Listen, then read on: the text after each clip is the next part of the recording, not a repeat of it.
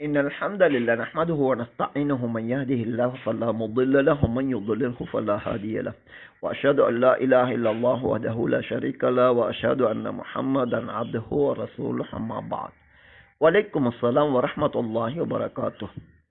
இலங்கையின் மத்திய பிரதேசத்தில் அமைந்துள்ள கண்டி மாநகரிலே வைத்தியசாலை வீதியிலே ஒரு ஜும்மா மஸ்ஜிதிலே 2026 ஆண்டின் 5வது மாதத்தின் 15வது திகதியிலே ஒரு ஜும்மா உரை இடம்பெற்றுள்ளது. தாவத் தப்லீக் என்ற ஒரு முகநூல் கணக்கிலே இந்த உரை பதிவு செய்யப்பட்டுள்ளது. சர்வதேச பிறையின் அடிப்படையில் செயல்படுகின்றவர்கள் யூதர்களைத்தான் பின்பற்றுகின்றார்கள் என்ற ஒரு கருத்து இந்த ஜும்மா உரையிலே இடம்பெற்றுள்ளது. முகநூல் கணக்கிலே இந்த உரை பதிவு செய்யப்பட்ட போது அதற்கு தலைப்பாகவும் இது இடப்பட்டுள்ளது. ஹதீஸ் ஆதாரம் இருக்கின்றது என்றும் அந்த உரையிலே கூறப்படுகின்றது. தலைப்பும் எழுதப்பட்டுள்ளது. நபியின் காலத்து இஸ்லாத்தில் கூடுதல் குறைவில்லாமல் போதிக்கின்ற எமது வாட்ஸ்அப் குழுமத்திலே இந்த பதிவை முன்வைத்து பிறை விடயத்தில் இவர் கூறுவது சரியானதா என கேள்வி தொடுக்கப்பட்டுள்ளது. சர்வதேச பிறையின் அடிப்படையில் செயல்படுவது யூதர்களுடைய வழிமுறை என கூறுவது 100% தவறானதாகும். அல்லாஹ்வினால் நியமிக்கப்பட்ட இமாம் முஹம்மது அலைஹி ஸலாத்து வஸ்ஸலாம் அவர்கள் பிறையை பார்க்கும்படி கூறிய நபி அவர்கள் பிறை பற்றிய சாட்சியம் நம்பகமான முறையில் கிடைத்தால் அந்த சாட்சியத்தை ஏற்றிருக்கின்றார்கள். எந்த நாட்டிலே கண்டீர்கள் என்று நபி அவர்கள் கேட்கவில்லை. எந்த அளவு என்றால் ஒரு முறை தங்களுக்கு பிறை தென்படாததால் அந்த மாதத்தை பூர்த்தி செய்ய வேண்டும் என நினைத்து 30வது நாளிலே நோன்பு நோற்றிருந்த நிலையில் நோன்பு திறப்பதற்கு நெருக்கமான நேரம் அசரின் பிறகு ஒரு கூட்டம் வந்து நாம் பிறை கண்டோம் என்ற செய்தியை நபியிடம் கூறினார்கள். உடனே நபி அவர்கள் நோன்பை விட்டு விட்டார்கள். தொழுகைக்குரிய நேரம் கடந்திருந்ததால் மறுநாள் தொழுகையை தொழுது கொள்ளுமாறு வழிகாட்டினார்கள். எனவே குர்ஆன் சுன்னாவிலே எந்த ஒரு இடத்திலும் ஒவ்வொரு நாட்டிற்கும் தனித்தனியாக பிறை பார்ப்பது எங்குமே கிடையாது என்பதே வஹியின் வழிகாட்டலாகும்.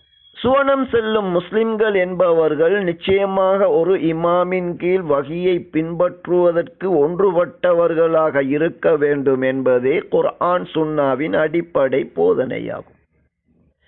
ஒரு இமாமின் வழிகாட்டலிலே நடக்கின்ற சமூகம் பிறை விடயத்தில் மட்டும் ஒவ்வொரு நாட்டிற்கும் நீங்கள் பிறை பார்த்து கொள்ளுங்கள் என்பது ஆதாரத்திற்கும் முரணானது, தர்க்கத்திற்கும் அது முரணானது, கொள்கை தடுமாற்றம் உடையது.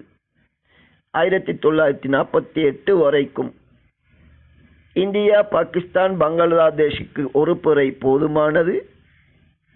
அதன் பிறகு 3 நாடுகளுக்கும் தனித்தனியாக பிறை பார்க்கப்பட வேண்டும். இது எந்த இஸ்லாத்திலே இருக்கின்றது, எந்த ஹதீஸிலே இருக்கின்றது, எந்த குர்ஆன் வசனத்திலே இருக்கின்றது? தெரியாத விடயத்தை காலத்தை ஒதுக்கி வந்து கற்றுக்கொள்ளுமாறு இந்த ஆலிம் கூறுகின்றார். ஆம், தெரியாத விடயத்தை கற்பதற்கு எப்போதும் நாம் தயாராக இருந்து கொண்டிருக்கின்றோம். குர்ஆன் சுன்னாவில் இருந்து அதனை போதிப்பதற்கு, கற்பிப்பதற்கு இந்த ஆலிம் தயாரா?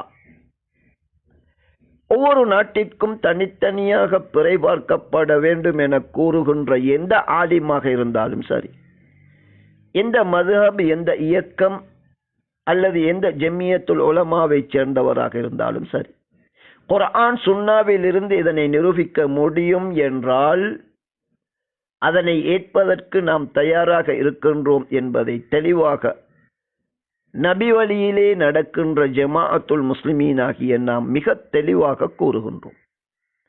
எனவே சுருக்கம் என்னவென்றால், இந்த ஆலிம் பிறை விடயம் உட்பட இஸ்லாத்தின் பல அடிப்படைகளில் தெளிவில்லாமல் உணர்ச்சி வசப்பட்டு பிறை பற்றி கூறுகின்ற விடயம் 100% தவறானது. பிறை கண்ட செய்தி உண்மையான தகவல் கிடைக்கும் என்றால் அனைத்து முஸ்லிம்களும் அதனை ஏற்று செயல்பட வேண்டும். சர்வதேச அடிப்படையிலே ஏற்று ஒன்றுபட்ட சமூகம் என்பதை வெளிப்படுத்த வேண்டும் என்பதே சுன்னாவின் வழிகாட்டல் ஆகும். யூதர்களின் வழிமுறை என அதனை சித்தரிப்பது, புகாரியில் உள்ள ஹதீஸை தமக்கேற்றவாறு விளக்கம் அளித்து தவறான விளக்கம் கொடுப்பது இந்த ஆலிமுடைய மிகப்பெரிய தவறாகும். அவரது தவறை நிரூபிப்பதற்கு அழகிய முறையில் நேரடியான சந்திப்பிற்கு அவர் வர தயார் என்றால் அவருக்கு இந்த செய்தியை எத்தி வையுங்கள். ஒட்டுமொத்தத்தில் பிறை பற்றி இவர் கூறிய விடயம், சர்வதேச பிறையின் அடிப்படையில் செயல்படுவது யூத வழிமுறை என்று இவர் கூறினாரே, அந்த கருத்துதான் இஸ்லாத்திற்கு முரணான வழிகேடான கருத்தாகும்.